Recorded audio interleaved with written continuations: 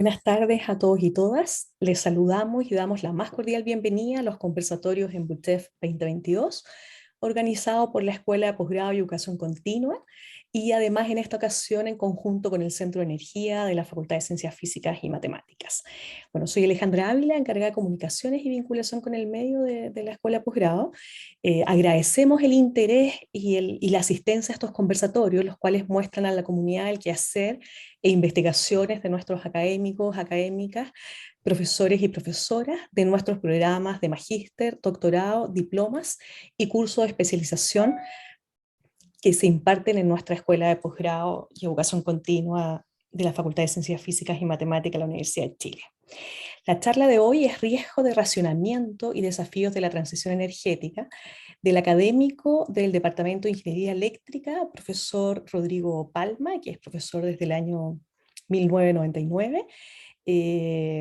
Y voy a dejar a continuación con ustedes al profesor Christian Hermansen, también es ingeniero civil eléctrico, es profesor adjunto en la Facultad de Ciencias Físicas y Matemáticas, y además es director del postítulo de regulación del sector eléctrico, que está pronto por tener una nueva versión, y además esta charla está enmarcada en el diploma.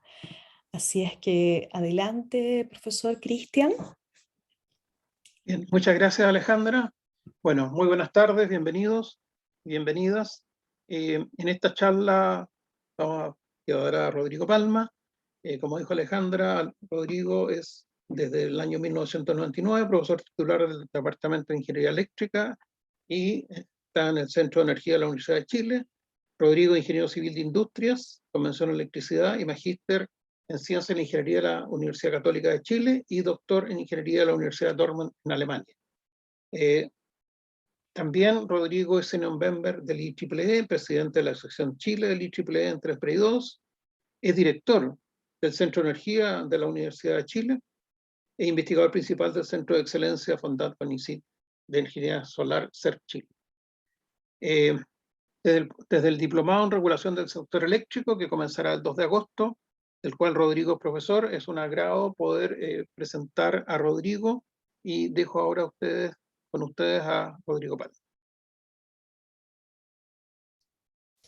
Muchas gracias, Cristian y Alejandra, por las palabras introductorias.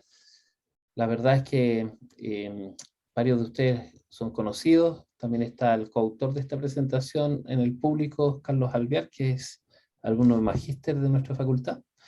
Y queríamos tener este espacio para tratar de, básicamente tiene un enfoque motivacional y de generar un diálogo. Ojalá que tengamos un momento. Yo voy a tratar de presentar las ideas de manera rápida y luego a ver si hay reacciones y podemos generar algún tipo de conversación.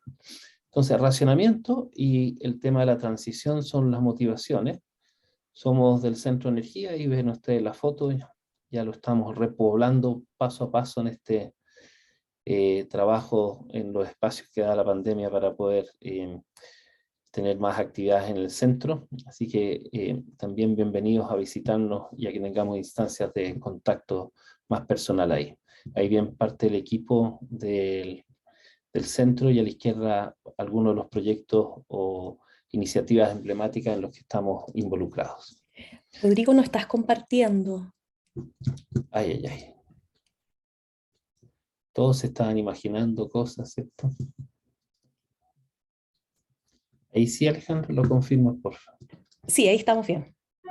Estaba fascinado. Entonces me permito mostrarles ahí la única que se perdieron de las temáticas del equipo que tenemos en el centro y a la izquierda también algunas iniciativas en las que estamos y al fondo la foto del Centro de Energía dentro del campus en BUTEF. Entonces, hemos dividido la presentación en diagnósticos, oportunidades y barreras y conclusiones. Esta es la motivación general que hoy día estamos viendo la mayoría de los diálogos de energía. La voy a pasar muy rápido, pero el foco es esta mirada sistémica, holística, que demanda hoy día las discusiones sobre energía y que en el diplomado creo que van a estar muy presentes por justamente la diversidad de profesores y miradas sobre el tema que van a tener de los distintos secciones o capítulos. También recordarles que estamos inmersos en una en una aventura, en un desafío gigante de montarnos sobre esta línea verde, al menos, para poder aspirar a la carbono neutralidad. Esta es la curva de la NDC, que tiene comprometida Chile ante, ¿cierto?, o por el Acuerdo de París, con su presupuesto de carbono, y mucho de esto parece o parecía más ajeno al sector energético hace algunos años, y hoy día está profundamente conectado. Entonces, uno de los mensajes es que regulación hoy día en el sector eléctrico tiene mucho que ver con también regulación ambiental y compromisos internacionales que adquiere el país y se condiciona uno con otro. Ya lo van a ver. Ahí está la curva cuando ya sumamos las capturas del sector forestal. Otro elemento de importancia, y que me voy a valer acá de la interfaz más en línea, es un poco cómo uno ve a nuestro sector. Y una de las formas de verlo, obviamente no es una mirada completa, pero una de las formas de observar lo que está pasando es a través de los costos marginales. Y los costos marginales reales del sistema se grafican acá en 5 años para atrás. No quisimos ir más para atrás. Por lo tanto, la perspectiva y lo importante es que ustedes vean, bueno, están estas situaciones particulares, ¿cierto?, de costo de falla, etcétera, pero por sobre todo el sistema completo, si uno va avanzando en el tiempo, ve que ha ido sufriendo un aumento sistemático de costos marginales en la envolvente, ¿cierto? Y una variabilidad importante también, cuestión que no necesariamente es mala, pero sí el aumento de costos marginales. Y también cierto desacoplamiento en el sistema. Hoy día vemos particularmente lo que ustedes ven acá con amarillo, que es la zona de Puerto Montt, que sabemos que tiene un problema de transmisión, pero también en otras ocasiones se producen estos desacoplamientos. Y eso no da cuenta de un sistema que esté desestresado, estable, se está dando cuenta de un sistema que está sufriendo cambios o transformaciones que tenemos que tener muy en cuenta en los que estamos involucrados en esta transición energética.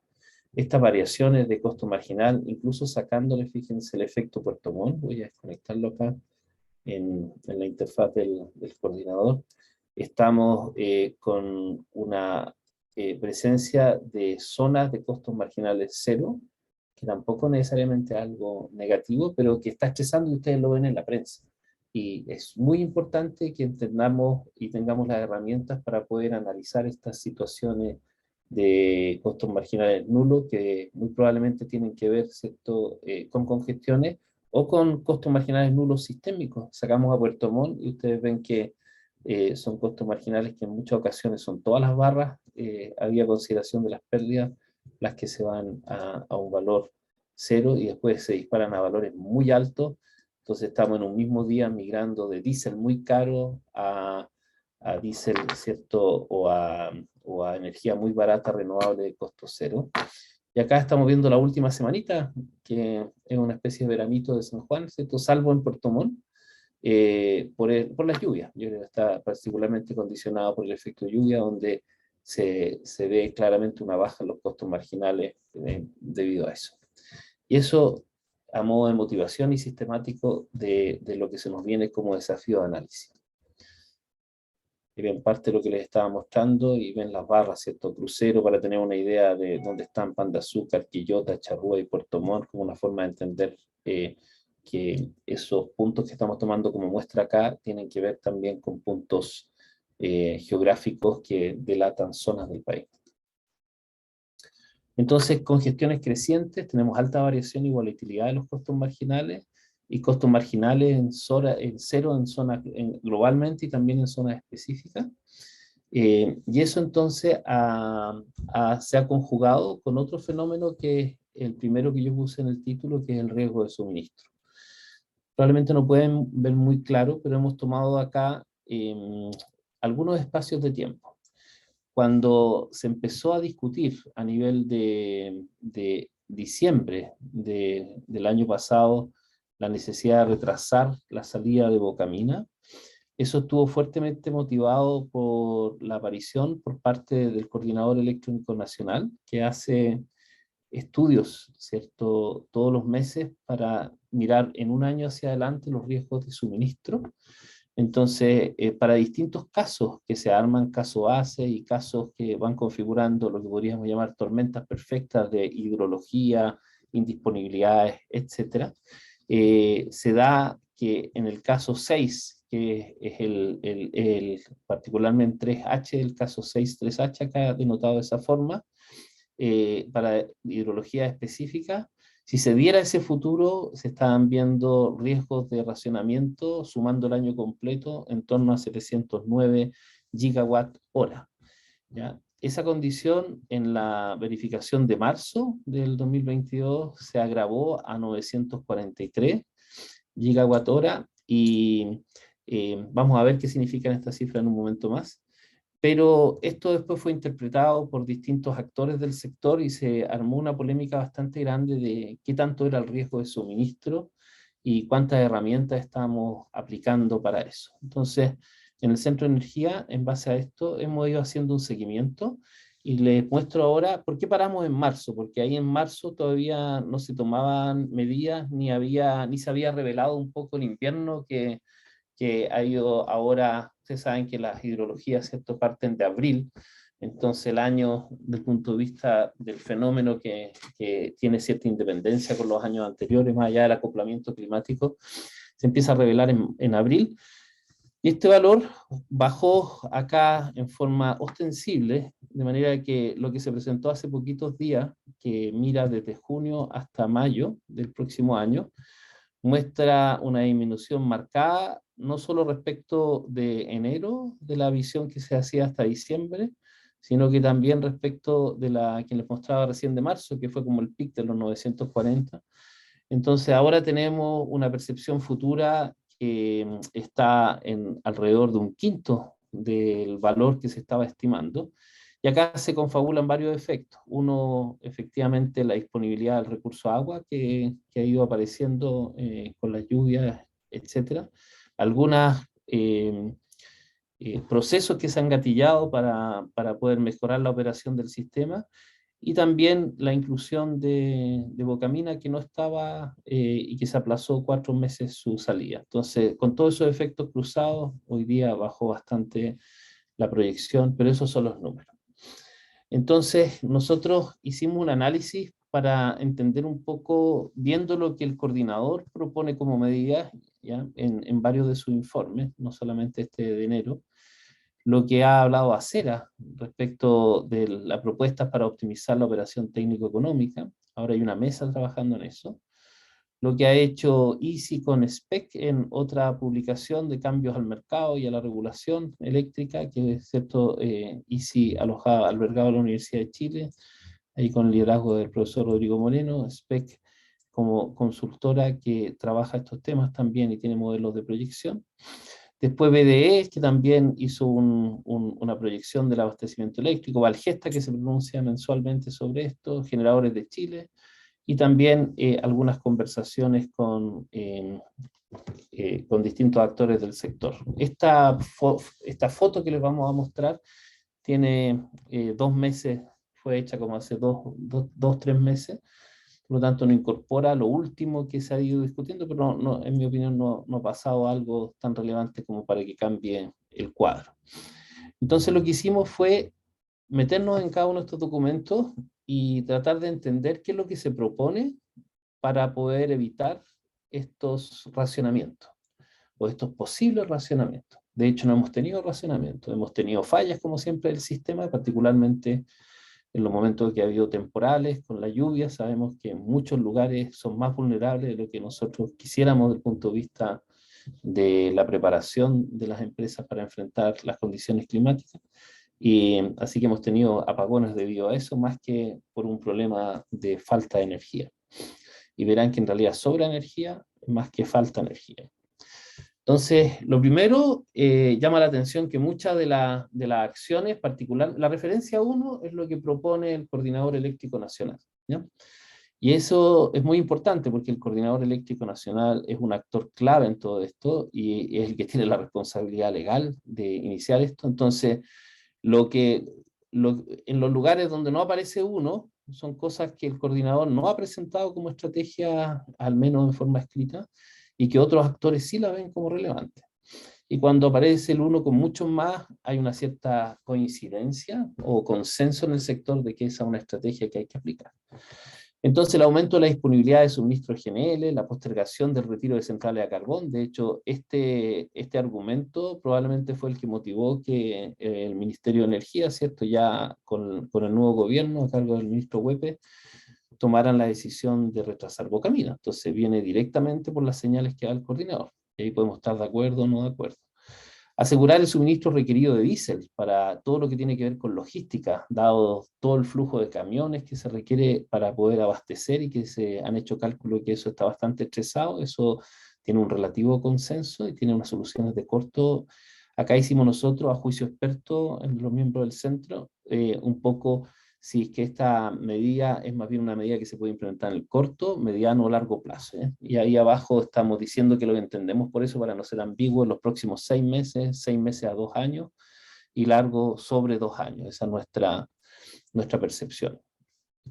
Después, el aumento de capacidad de almacenamiento nacional de combustibles, naves de almacenamiento, nueva infraestructura. Entonces, una muy fuerte apuesta a que la solución va por el lado diésel.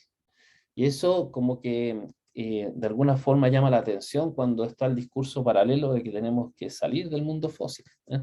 Entonces es complicado cuando estas cosas no conversan y aparecen como lo que estamos percibiendo ahora en Europa, ¿cierto? Con la redenominación de las centrales nucleares y las centrales a gas como parte de las tecnologías que acceden a fondos verdes. Entonces, la cosa está compleja desde el punto de vista de las visiones que estaban hace 2 años, por lo menos.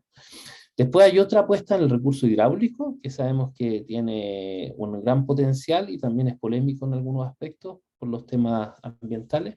Operación especial de centrales de embalse para evitar déficit, mantener reserva operacional de embalse y gestión coordinada de embalses multipropósito.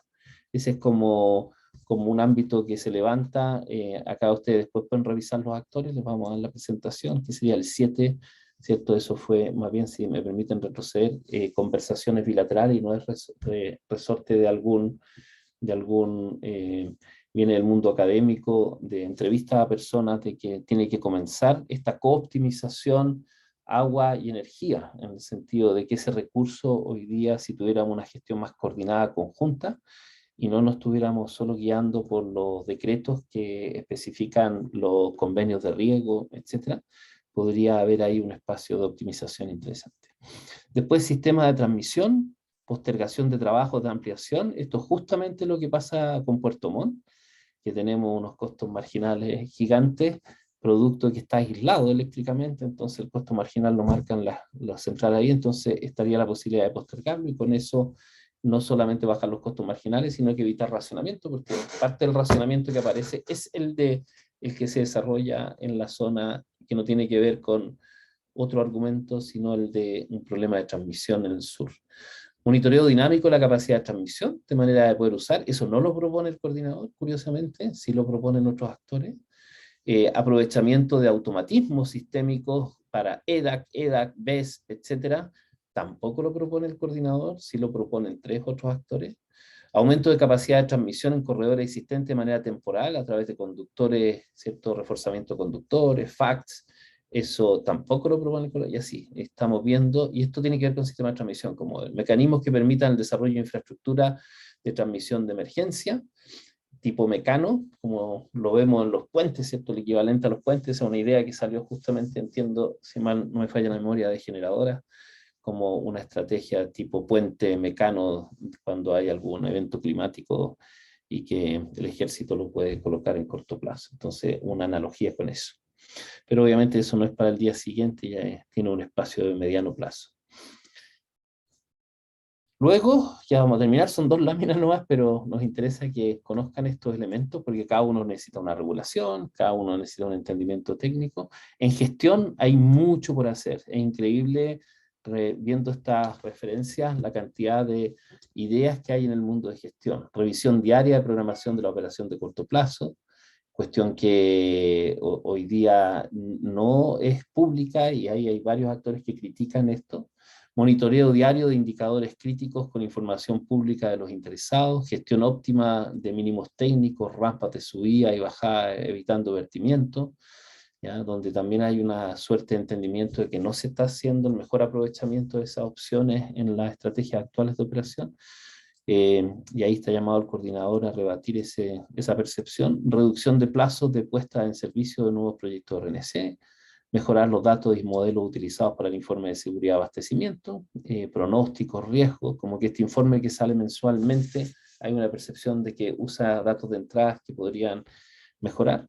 Plan de trabajo público-privado en la gestión diaria de situación de manera a maximizar coordinación y logro de metas. Ahí hay una mirada muy integradora de que acá hay un rol del Estado de estar haciendo seguimiento con personas, llamados a teléfono. Hemos tenido varias conversaciones de otras épocas donde ha habido crisis en nuestro sector y lo importante que es el teléfono y el seguimiento de manera de evitar descoordinaciones que al final redundan en posibles fallas de suministro. Revisión y ajuste permanente de diseño del mercado para cada una de las medidas y normas, extensión del decreto de racionamiento preventivo, que de hecho se hizo, proceso iterativo de revisión y comentarios del informe de seguridad de CEN, de manera que esto sea un aprendizaje y no un informe que básicamente se construye con una lógica más unilateral. Después en sistemas de almacenamiento, bueno, solo para que se den una impresión, ¿cierto? Dos cosas, todo lo de gestión es levantado por muchos actores y nada de lo de gestión es percibido por el coordinador eléctrico. Luego que podría uno concluir que el coordinador piensa que lo está haciendo el después, entonces no es un tema, digamos, pero hay muchos actores que ven que hay un espacio ahí. Entonces, la evidencia, y ese es el rol de la universidad y el rol de los especialistas de ver acá con altura de mira si es que eso es o no es, y si es, cómo hacerlo. Después hay un apoyo también transversal, salvo casi todas las referencias de los sistemas de almacenamiento, que se ve como un espacio muy potente y que ha costado que se desarrollen estos proyectos en Chile.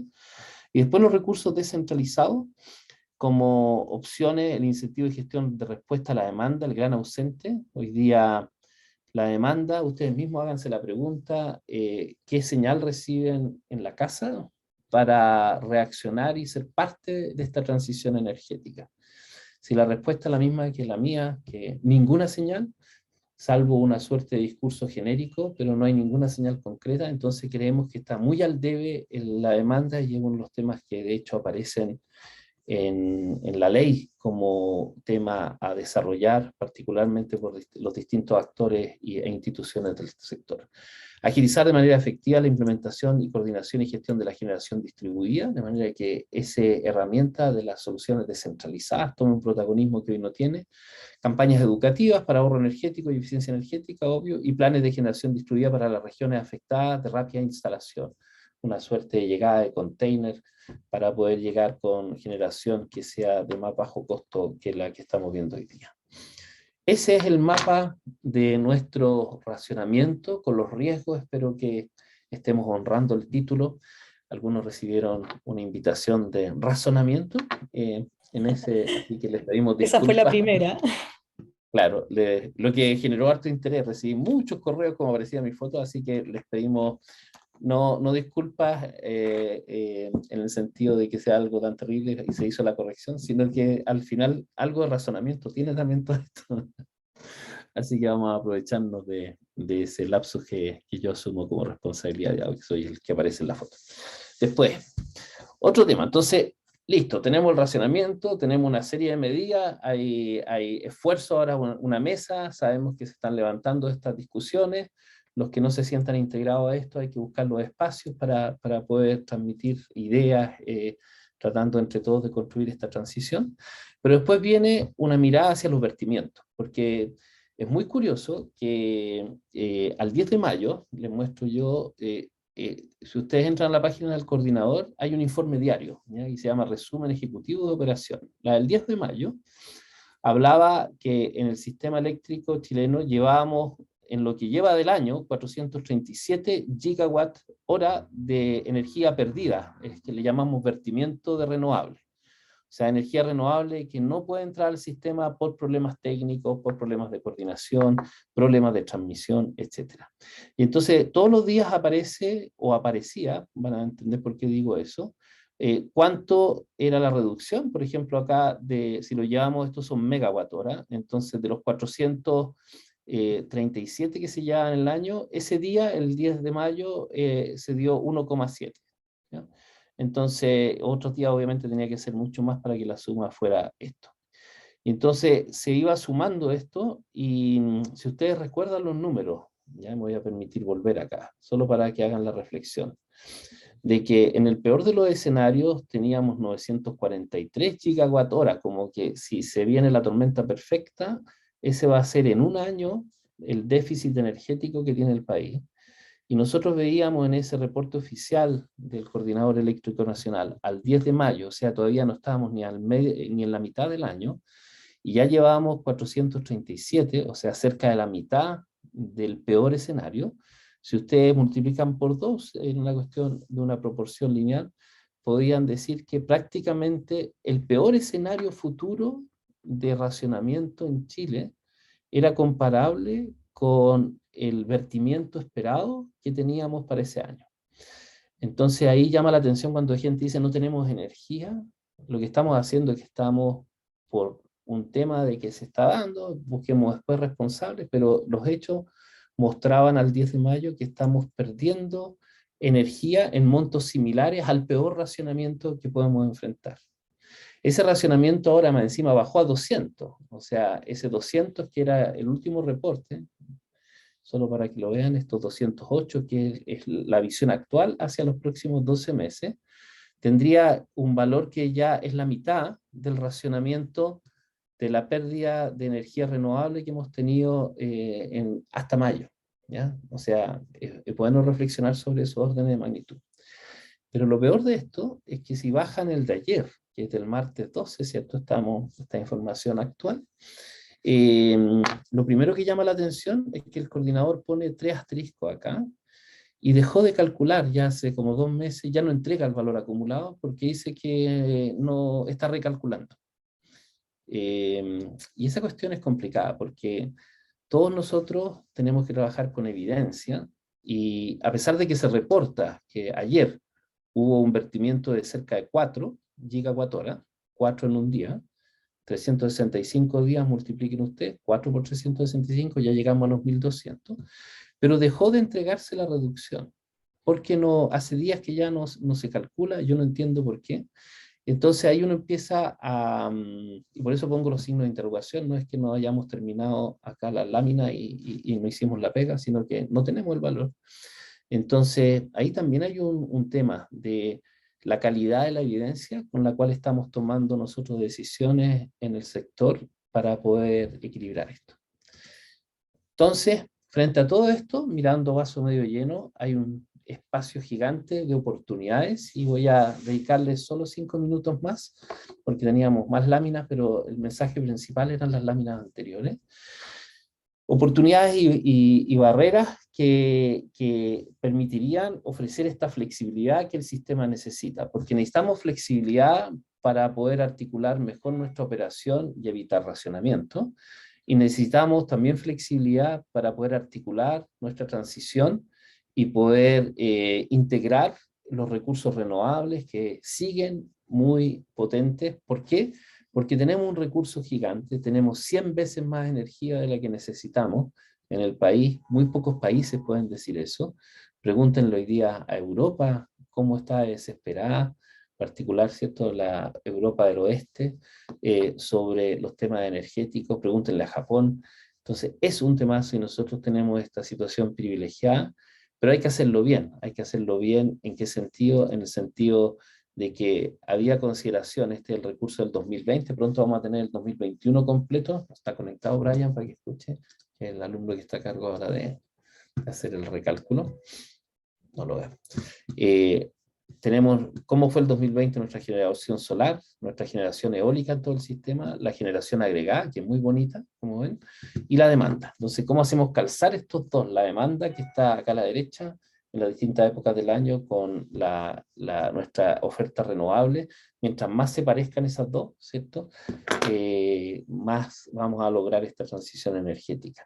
También tenemos una señal muy optimista de los costos, cómo han ido bajando las licitaciones de suministro, particularmente renovables, que estuvo en valores muy atractivos. No son todos los costos acá, pero estamos hablando que se mueve entre 30 y 40 dólares por megawatt hora si uno suma otros costos. Entonces tenemos un futuro muy interesante de cómo articular esto.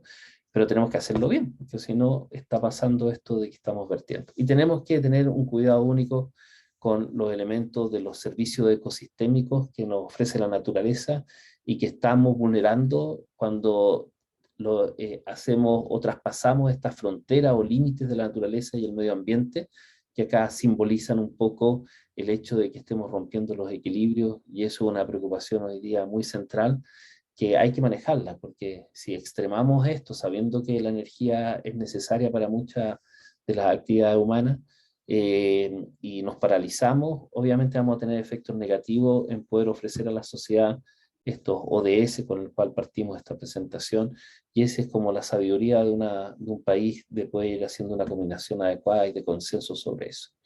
Entonces, viendo el tremendo potencial de exportación de energías renovables, les vamos a presentar solo una idea, que es una idea novedosa, que desarrolló justamente Carlos Alvear, que es el alumno de Magíster que les estaba comentando. Entonces nosotros tenemos un potencial gigante de renovables, tenemos la posibilidad de fabricar hidrógeno, de exportar a través de líneas de transmisión, de fabricar productos renovables con nuestra energía, con industria local, y exportarlo, y también exportar know-how. Entonces hay muchas fuerzas, ahí tienen la referencia por si les interesa ver detalle de esto. Esto no puede ser a costa de los compromisos locales, NDC, presupuesto de carbono, pilar social, protección medio ambiente, pobreza energética y los objetivos de desarrollo sostenible. Entonces hay una mirada de que perfecto las opciones de exportación, pero no a costa del cumplimiento de las metas locales. Y ese equilibrio hoy día creo que es un gran desafío que tenemos que enfrentar y que ustedes van a ver a lo largo del diplomado. Bueno, y la idea de Carlos es la siguiente.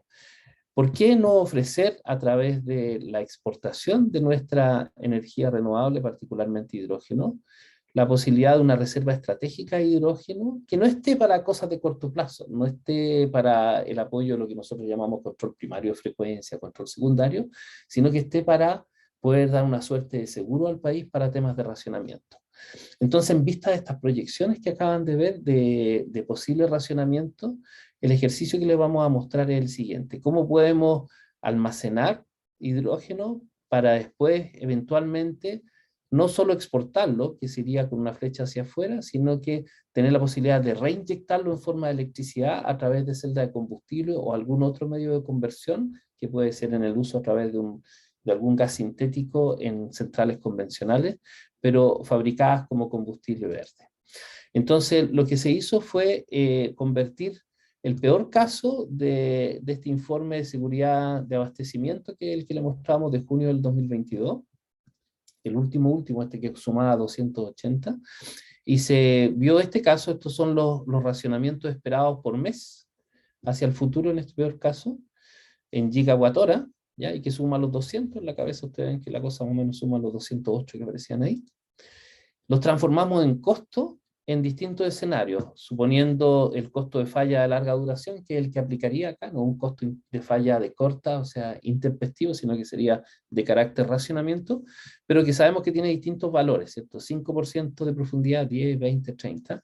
Y acá ven, obviamente, en valores crecientes, cuánto nos costaría a nosotros cada mes. Podemos llegar incluso a 30 millones de dólares en enero del 2023 si se diera esta tormenta perfecta. Entonces, lo que nosotros estamos planteando es que, ¿para qué perder esta energía que se está vertiendo? Uno podría, esa energía que a muy bajo costo, además de toda la otra renovable, usarla en esta producción de hidrógeno verde que tiene una vocación exportadora, aprovechando economías de escala, etcétera, bajo las premisas de que estamos haciendo todo bien, ¿cierto? Y en los lugares, cuidando el medio ambiente, logrando hacer apuestas que son responsables en esto. Viene acá reserva estratégica con disponibilidad inmediata, y si es necesario, entonces, si no es necesario, exportamos. Podríamos haber hecho acá la flecha, acá lo de exportar, pero si es necesario, nosotros reelectrificamos eso. Es una vuelta larga, ¿eh? Para que tengan una idea, si uno parte con 100 de renovables en energía, más o menos llega con la vuelta de nuevo a electricidad con la mitad. Esa es como la eficiencia del proceso de electrólisis, y después de vuelta del hidrógeno de vuelta a electricidad a través de una celda de combustible. Entonces, pero a pesar de esa vuelta larga, tendríamos esa opción como seguro. Y acá muestran los resultados, como para terminar ya con estas ideas de que, si ustedes ven aquí los costos que nos dan con los distintos niveles de falla, ¿ya? Los costos con falla de profundidad 5%, 10, 20 y 30, obviamente es creciente. Y ven los costos que tendríamos de hacer esto. Hicimos una estimación de costo de tener esto como estrategia, que para un precio de $6 el kilogramo de hidrógeno, 4,5, 3, en todos los escenarios queda por debajo de lo que significa el racionamiento. Entonces, al menos tenemos una primera evidencia de que esta idea que podrían tomar el mundo empresarial que está encarando y por supuesto las políticas públicas, podríamos tener un gran seguro que podemos comprar como país para el desarrollo de nuestras necesidades locales, para en contra de racionamiento, no hipotecando cierto retraso de centrales carboneras, etcétera, que son las que estamos comprometidos para cumplir con nuestro presupuesto de carbono y otras cosas. Vamos a dejar hasta ahí, hay otras ideas, pero quizás con esto se da una conversación que pudiéramos promover ahora, que entiendo que va a moderar Alejandro, ¿no? Gracias, Rodrigo. Excelente presentación y yo tengo que hacer todo el mea culpa porque fue mi corrector ortográfico que cambió el racionamiento por razonamiento y también recibimos varios mails, así que se hizo la corrección, pero mucha gente decía que deberíamos habernos quedado con razonamiento. Bueno, abrimos la palabra. Bueno, el profesor Christian Hermansen va a llevar las preguntas, profesor. Perfecto, perfecto. Bien, muchas gracias. Mientras llegan las preguntas, voy a aprovechar muy rápidamente de mostrar los módulos del diplomado. Módulo 1, Organización Industrial del Sector Eléctrico, ahí ustedes lo ven. Después, módulo 2, Marco Jurídico Reglamentario del Sector. Justamente es un tema que le interesa mucho a los abogados y hemos tenido bastantes alumnos abogados. Módulo 3, Sistemas Eléctricos. Módulo 4, el marco económico y operativo del sector eléctrico, y están todas las etapas.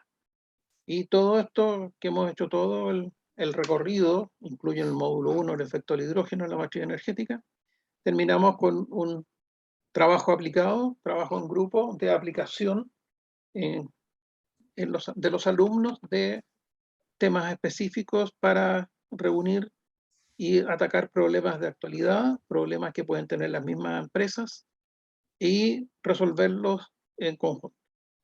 Eso muy brevemente. Acá lo importante es las preguntas a Rodrigo. Y ahí vi ahí de Jaime Miraji que hace la aclaración del informe de Acera, pero fue un informe que era una actualización, Jaime, te agradezco, pero fue directo entregado por Analía en el momento ahí, en esa nueva fecha, pero ahí teníamos contacto directo, pero se agradece el comentario. Hay muchos especialistas acá en la lista, así que feliz hay Eduardo Sáenz. Adelante, Cristian. Sí, bueno, primero Eduardo, damos la palabra. Y también tenemos preguntas por el chat que las vamos a ir siguiendo. Adelante. Perfecto. Hola, buenas tardes a todos. Gracias a Rodrigo, Cristian y Alejandra por darme la palabra. Tengo una pregunta bien específica de la última lámina, Rodrigo, que mostraste, creo que era la 27, donde mostraba el costo nivelado del hidrógeno en una columna y los costos, digamos, comparado con la falla al 5%, al 10%, al 20%. Esa misma. Ahí quisiera entender un poquito cómo es el cálculo detrás, porque la pregunta que me surge es que si el costo si tú hablas de que el hidrógeno va a ser algo por periodos más bien largos, ahí vas a tener un costo de almacenamiento importante, que sería, digamos, tendría que estar incorporado, o este costo de nivelado de hidrógeno, o es solo referido a producción. ¿Cómo se aborda ahí ese análisis? Ya, perfecto. Sí, lo que tenemos, y también ahí está Carlos, que Alvear si quiere hacer algún comentario, pero en el eje X estamos diciendo bajo la premisa de que lográramos fabricar hidrógeno a 1,5, ya está toda la producción, fabricar hidrógeno a 1,5 o a 3 o a 4, ¿cuánto nos costaría? Las dos ejes son de costo. ¿Cuánto nos costaría abordar este posible racionamiento para evitarlo? ¿Cuánto nos costaría fabricar esa electricidad de vuelta? Entonces, En el caso de que costara $1,5 el kilogramo, porque esto todo tiene que ver mucho con los supuestos de costo nivelado de las renovables, a qué precio la compro, porque puedo estar comprando puro vertimiento a un precio muy bajo, ¿cierto? O puedo estar comprando un precio medio, ¿sí? Todo va a depender, o una instalación que incluso esté desconectada de la red. Entonces, suponiendo que lo logramos fabricar a 1,5, nos costaría cerca de 17 millones de dólares hacerle frente a este racionamiento, en vez de los 60 y tantos que costaría con la profundidad de falla tanto, evaluando el costo del racionamiento, o los 100 que con la profundidad de un 30%. Eso es lo que hay que comparar. Entonces, estamos viendo cuánto nos costaría evitar ese racionamiento, que es devolverle al sistema electricidad. ¿Ya? Ahora el cálculo fino de la dinámica de qué porte tiene que ser el racionamiento, ahí estamos refinando los números, pero ese valor incluye todo lo que nos costaría si es que el hidrógeno costara 1,5. Si es que el hidrógeno cuesta 3, como ven, nos cuesta como el doble. Si es que porque tenemos ya tenemos la parte de infraestructura, pero hay que pagar, como se le suma el doble del costo del hidrógeno como costo nivelado. Estamos hablando de esto como valor social, ¿cierto? No como costo privado, sino que como sistémico. ¿Se Vale. entiende por lo menos cómo está estructurado? Sí, claro, mi punto era si ese costo es que el costo del hidrógeno está enfocado como mirando solo la producción o además una infraestructura de almacenamiento que no debe ser menor en costo si es que vas a almacenarlo en periodos largos, digamos. Exacto. Pero igual necesitas almacenamiento para la exportación, porque tienes que acumular para la llegada de los barcos. Entonces, ahí hay toda una conversa que tenemos que hacer fina, Sí, y no la hemos hecho, pero invitamos al sector. Yo creo que esta idea, que de hecho es parte de su tesis, que todavía vale. no la defiende, pensamos que era bueno tirarla al sistema para que personas que están mucho más metidas, Súper. porque Chile podría tener aquí una suerte de seguro. Y ahí buscar, obviamente acá participan todos, qué tanto es contribución del proyecto privado, tratando de manejar sus márgenes, qué tanto es política pública, pero por lo menos está la idea, porque además la probabilidad, como pone Jaime Misraji ahí en un comentario, acá es muy baja. La probabilidad de ocurrencia de esta tormenta perfecta es muy baja, entonces se activaría de manera... Esto no estamos viendo en el evento que se active, pero en valor esperado es muy bajo. Entonces podría ser súper interesante trabajar esto y cubrirnos, en vez de estar expuesto a este riesgo, que es el que al final hizo que Bocamina se atrasara 4 meses la salida, y no sabemos si vienen más atrás. Vale, entendido. Jorge, Gracias, Ruth. ¿puedo agregar algo ahí? Luego, Hortito. Por supuesto, Carlos. Bueno, sí, que solamente si, Eduardo, tú te fijas, por ejemplo, el costo, cuando el costo es de $3 versus cuando es de 6, la columna no es exactamente el doble, debido a que justamente en cada uno de los escenarios se considera un costo fijo que es igual para los distintos casos y que guarda relación con la anualidad del costo de la celda de combustible usada para reelectrificar el hidrógeno.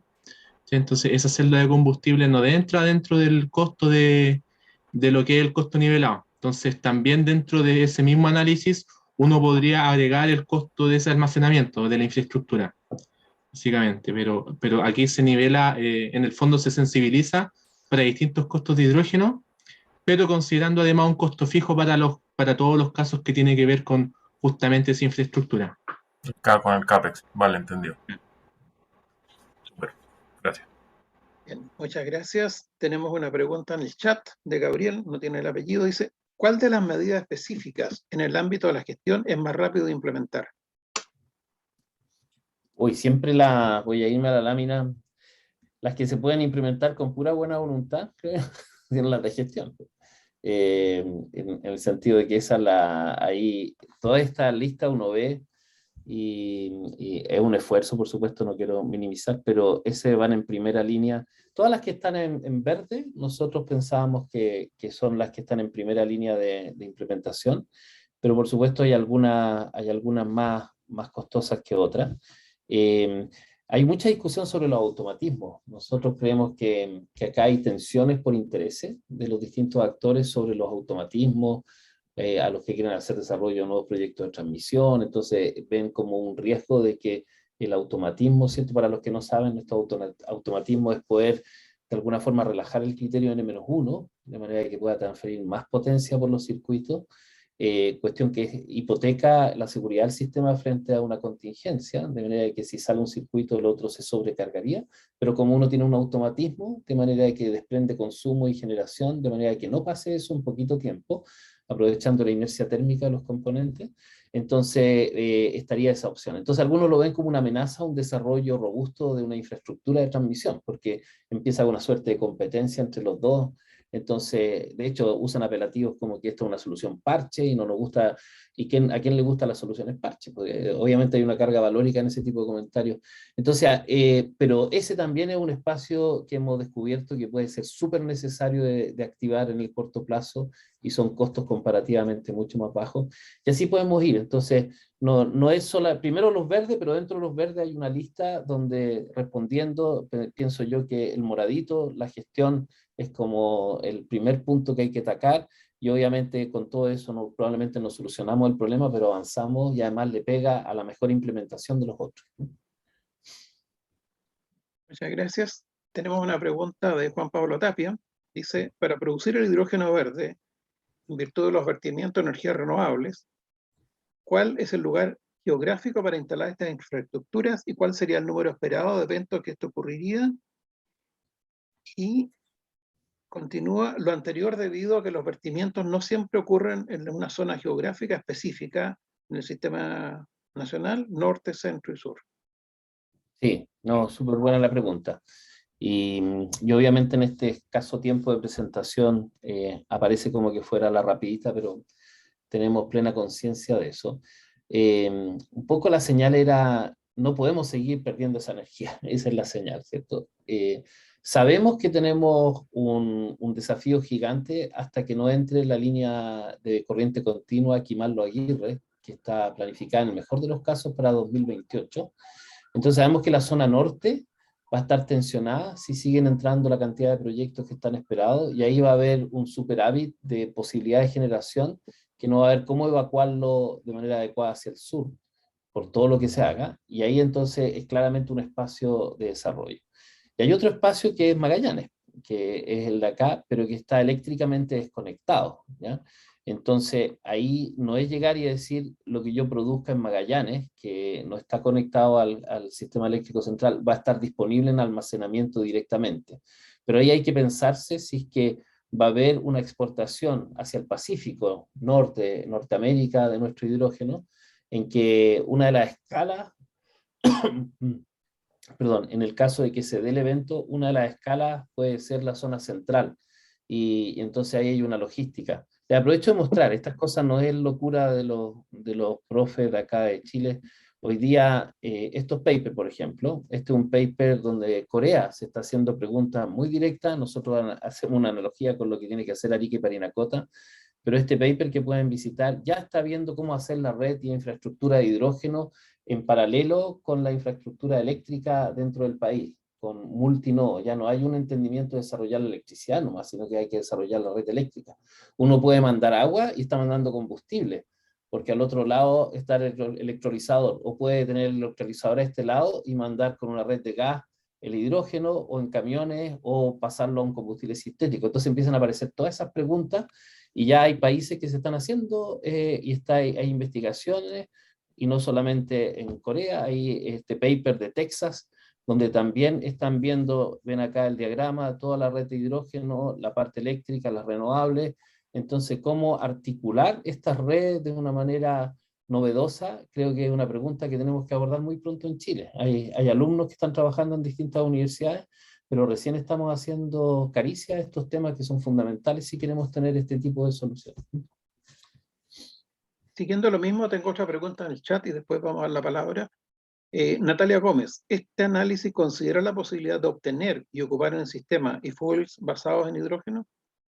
Sí, potencialmente nosotros lo mostramos de una manera muy, muy como simplificada, pero si miran acá en este diagrama, que fue el que trabajamos en el paper de exportación, voy a ir a este mejor, ahí está la referencia, lo pueden bajar de la red, hubo 70 investigadores que somos coautores de ese trabajo. Pueden ver acá que el hidrógeno puede pasar a producir otros materiales, ¿cierto? Como fertilizantes, etcétera, pero por el lado izquierdo acá está la posibilidad de convertirlo en otro tipo de combustible. Y ahí está el famoso Fischer-Tropsch, que es cierto que permite, es como la base de los combustibles sintéticos, y yo puedo obtener combustibles que vaya a tener ahí una pérdida adicional, tengo que ir a buscar el carbono, alguna fuente que esperamos que no sea una fuente emisora, y con eso puedo fabricar desde gases u otros hidrocarburos que podrían reutilizar plantas de generación que estén ahí de respaldo. Entonces, no solamente la vuelta tiene que ser con celda de combustible en nuestra aproximación, nosotros lo estamos viendo acá con una PEM, ¿cierto? O sea, la posibilidad de que es la celda de combustible la que convierte el hidrógeno, pero hay otras alternativas de volver a la electricidad y eso también es parte de lo que hay que estudiar. Bien, muchas gracias. Oscar Álamo está viendo la palabra. Le doy la palabra para hacer la pregunta. Hola Rodrigo, ¿cómo estás? Tanto Hola Oscar, tiempo. gusto en saludarte. Igualmente. Oye Rodrigo, yo te quería volver un poco a lo más tradicional del sistema eléctrico y la toma de decisiones, de inversión principalmente. Ya, porque tú en un momento pasaste y hablaste de los modelos, de la granularidad, pero a mí yo tengo un tema respecto a una variable que también lo usaste como referencia en las diapositivas finales, que es el costo de falla. ¿Por qué? Porque es la variable donde todos nosotros los ingenieros optimizadores siempre es, no, aquí está el riesgo de no cumplir con el objetivo base, que es adaptar oferta y demanda. Y te lo pregunto porque, claro, en transición energética, el tema de una demanda electrificada con un consumidor que es más activo, pero también es más impaciente. No sé, te comento, se le cortó la luz a mis papás y estaban camino para acá en la casa porque no les prendiera el escaldazón, llevándolo a la caricatura, ¿cachai? Pero es una demanda que es súper exigente, y ya el costo de falla, ya no sé si los $400 el megawatt hora representa alguna realidad respecto a lo que realmente la demanda está exigiéndole a los tomadores de decisiones en inversión sectorial, digamos, que hagamos. ¿Qué opinas tenés tú de eso? ¿Cómo lo están viendo desde la academia? Buenísimo. Ahí quizás nuestro subdirector Carlos puede tomar, tiene una opinión seguro sobre eso, pero yo quisiera adelantar mi opinión. Lo que tú dices es clarísimo de que el tema del costo de falla en un país que cada vez se electrifica más y es dependiente, necesariamente sube, y eso uno lo ve en los países desarrollados. Nuestros costos de falla son comparativamente más bajos que los costos de falla de países. Ahí tenemos alguna lista en un trabajo hace poco, así que puedo dar fe de aquello. Tenemos hasta las tablas de costo de fallas que son hasta 5 veces más altos que el nuestro. Entonces eso pasa, pero solamente refuerza el resultado. El hidrógeno, o sea, se te pondría más arriba entonces, con mayor razón habría que comprarse este seguro país a través de esta industria del hidrógeno, si es que la exportación además quiere una validación social. Miremoslo también desde ese punto de vista. O sea, es muy distinto plantear una exportación que nuevamente en la lógica que estamos viviendo sea percibida como el enriquecimiento de unos pocos, ¿cierto? Que estamos frente a ese tipo de percepción de estos grandes negocios, a una exportación que se pone al servicio de que ya no hay fantasma de racionamiento. Interesante, ¿cierto? Como mensaje de algo que se hace cargo de las necesidades locales y le puede dar mucha más robustez al sistema. Gracias, Rodrigo.